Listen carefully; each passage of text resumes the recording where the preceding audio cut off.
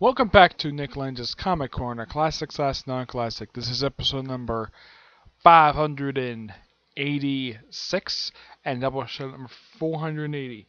Two Suicide Squad trades. First up is from the modern Suicide Squad, their first volume, by John Ostrander.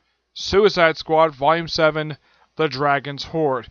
Now, this collects issues 50 to 58 of Suicide Squad Volume 1, which means at this point they're almost done collecting the first volume of the series. The first issue in here is just, the Suicide Squad rescuing the son of Rick Flag III. Rick Flag is commonly retconned to be Rick Flag Jr. And they do, and of course everybody's surprised the fact he even has one. And in case you're wondering about the whole thing with Katana, yeah, she is clearly in the story. She teams up with him for this one story arc, and that's it.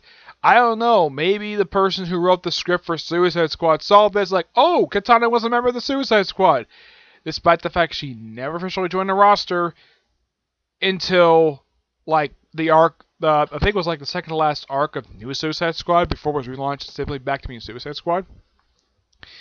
Yeah, they're just going after the Dragon Horde. Yeah, it's a great story. There's also a story in here which brings back Dr. Light. He, of course, has been dead at this point in this series for about 2 years. So I guess Osborn's like, okay, let's bring it back and turn into a comedy issue, try to explain how the heck this guy was resurrected, even though he died. Yeah, Arthur Light died, and here he comes back. Okay. Also, in the final issue, it's a tie into War of Gods. Yeah, it is. And they get several new members who join for this one issue. Now, during the course of issues, these people join this particular thing. You have the Thinker, who is the second one, not Clifford DeVoe. That's the original Thinker. This is the second one. You have Sting DeVoe. I think he's a British villain. I think he's just a minor character. Yeah, I think this is his, yeah. He was a character that Ostrander created for the pages of Firestorm. I think he created him at about a year into the actual run itself. That's when he created the character. And of course, 58. These people who joined the Suicide Squad for one issue. And these people are Black Adam, Catalyst, Enforcer, Firehawk, a character from the Firestorm series, Jerry Comic creation.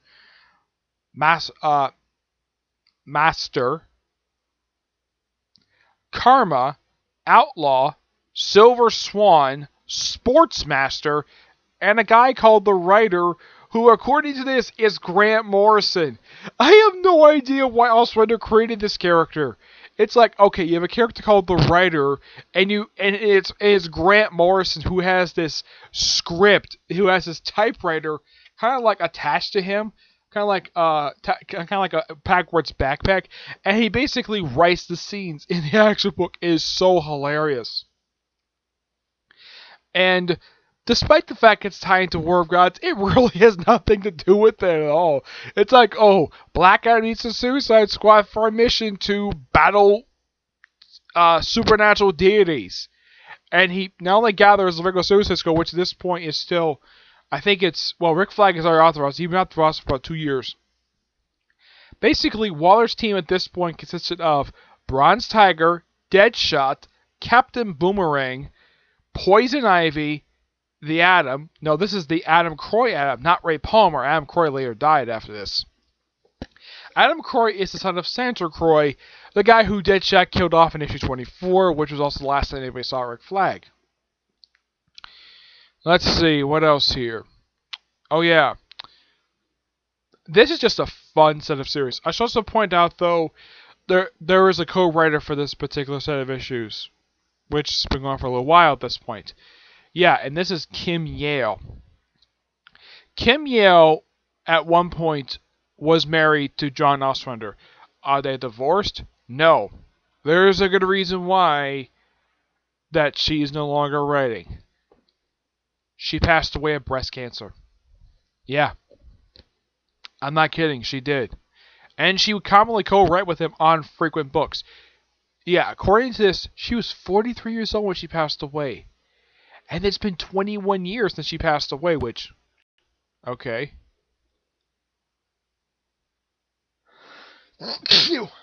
Now, when she was working at DC, she worked on a few books with her husband. She worked on, not only co-wrote Suicide Squad, as a matter of fact, the issues in here, she writes every single one. Now, these are the issues she wrote for Suicide Squad. 23 to 24, 27, 32, 34, 36, 37, 30 on the 43, and 45 to 66. She does co-write the entirety of the Deadshot miniseries from the 80s and the Manhunter one. Now, my guess is the reason why John Ostrander had her basically as a co-writer is because he wanted to write a lot of really good stories. Now, I've read his Manhunter stuff, especially the stories she did by herself. I'm like, man, I really wish I could meet her because she was one damn good writer. Is she better than Ostrander? Is her husband? She's just as good as her husband, though a little bit better. She's good at writing women. Gotta praise her for that. This book is just pure fun. If you're interested in learning about the first volume that features the, well, kind of like a, if you don't like the New 52 version, the one Adam Glass came up with, try this out. It's only 7 volumes in. Excuse me. And it's only $20 for these books. Yeah, but here's the thing. It takes 7 volumes to collect 58 issues. Okay. Fine, whatever. I think next volume might be the last one because next volume is probably going to contain the last 8 issues of this volume, which, yeah, the series only lasted just for 5 years. I've talked to somebody about this, and they think that this was actually quite short of a run. This was a pretty good run. Also, they have Oracle, aka Barbara Gordon, show up for several issues, and they mentioned with the Joker, though there was apparently a fake Joker. Because not the actual one. Yeah, the actual one, basically, if you read the classic Alan Moore story, Batman the Killing Joke, you see, Ostrander basically made that story canon by admitting, yeah, that when Barbara Gordon got shot by the Joker, it did paralyze her. And she remained paralyzed for roughly about, I'd say about 15 years, 15, 16 years maybe. Yeah, until it was retconned that she was never in the wheelchair at all. Well, for a few years, though, looking at the background of Birds of Prey book, did restore her status as Oracle.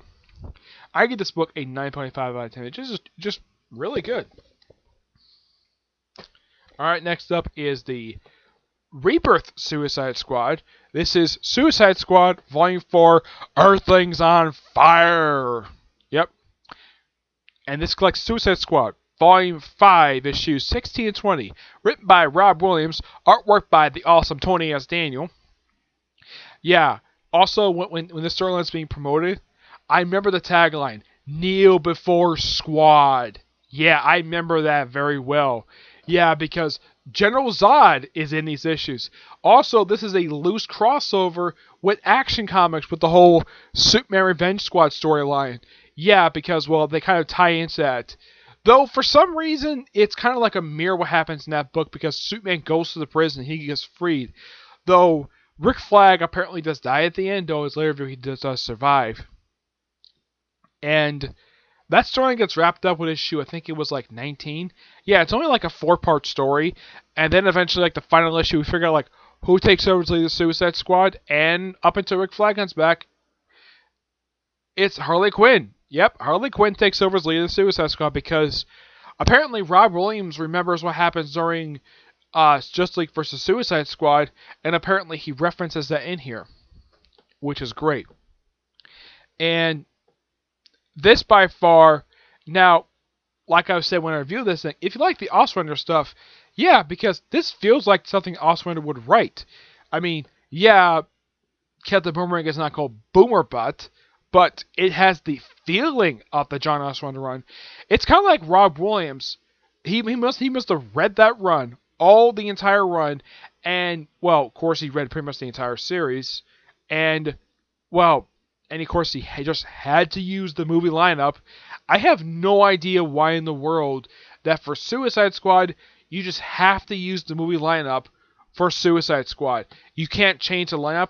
Now, I have a funny feeling this was editorial mandate demanded that, yeah, he has to use the movie lineup for Suicide Squad. Oh, yeah, and the lineup for the series is this. Deadshot, Harley Quinn, Katana, Cat the Boomerang, The Enchantress, Killer Croc, and Rick Flag. Of course, with Amanda Waller. Oh, briefly, we had the character Hack, though she was killed.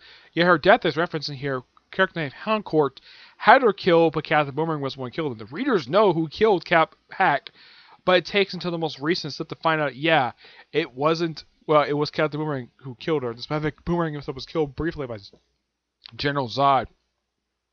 Also, in the course of the storyline, Deadshot gets his arm chopped off by Katana. Yep, he does. And Zod is, despite having been promoted to be part of the team, he's only in the squad for like one issue, and then he removes his bomb that's in his head with his heat vision. Yeah, he does as well, reflecting off a mirror. And I'm like, ouch, he removed like parts of his skull for this to work. I'm like, wow. Must have been not that deep in, so he was able to get it no problem. And he still looks like the whole time, he looks like he's still missing a piece of his head. Though he does later, well, get fully healed, and of course, that of course leads into what happens to the Revenge West storyline, and of course, most recent one with General Zod fighting the Green Lantern Corps, which was an awesome storyline. Oh yeah, Lex Luthor shows up in here for like a couple issues, but yeah. Also, at one point, I thought this was really weird. There was at one point where Lex Luthor was about to make out with Amanda Waller, which, in case you're wondering, has this ever happened before? Yes, twice. This happened in the film Superman Batman Public Enemies, and the world's finest, the first story for Superman Batman, which, yes, Lex Luthor made out with Amanda Waller. I have no idea why, despite the fact everyone knows she's an overweight woman. But I guess she's still kind of overweight here, but not like over the top like she was in the Batman and Stalker Arnold film. Yeah, she's still a little overweight, but apparently Lex Luthor is attracted to her for some reason. Oh yeah, and Lex Luthor is wearing the suit that he got with Rebirth, the one that was designed by Patrick Zercher. Yeah, he still wears that in here. If you're wondering how long he wears that suit, he wore it up until a recent storyline in Superman, which follows what happens with Darkseid War, the whole thing with that.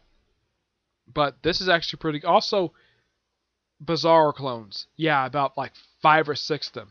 Yeah, I gotta bring that up. But this is great. I'm gonna get this 9.5 out of 10. I personally can't wait to get my hands on the next line, which it has the Suicide Squad going to space. Which, as far as I know, when it comes to Suicide Squad, with the exception of the original one, it's actually the first time they actually have ever done this. You know, have the Suicide Squad actually go to space. Because they've had other teams go to space, but not the Suicide Squad. I guess Rob Williams is like, okay, I guess he must have asked maybe Ostrander or a bunch of others, like, hey, has your version of Suicide Squad ever gone to space before? I mean, yes, they got transported to Apocalypse, but actually physically going to space with a spaceship, not via boom tubes when they're a planet. But he was like, yeah, I had them go to Apocalypse via boom tube, but I never had them actually go to space. And that's probably the reason why that they go to space in next arc. Yeah, and they run into, believe it or not, well, when I get to it, they run into a couple people who are associated with another version of Suicide Squad. They're associated with the original one. But, yeah, that's it. Stay tuned for whenever I get a chance to the next episode. We, couple idea books. One is going to be related to the Turtles.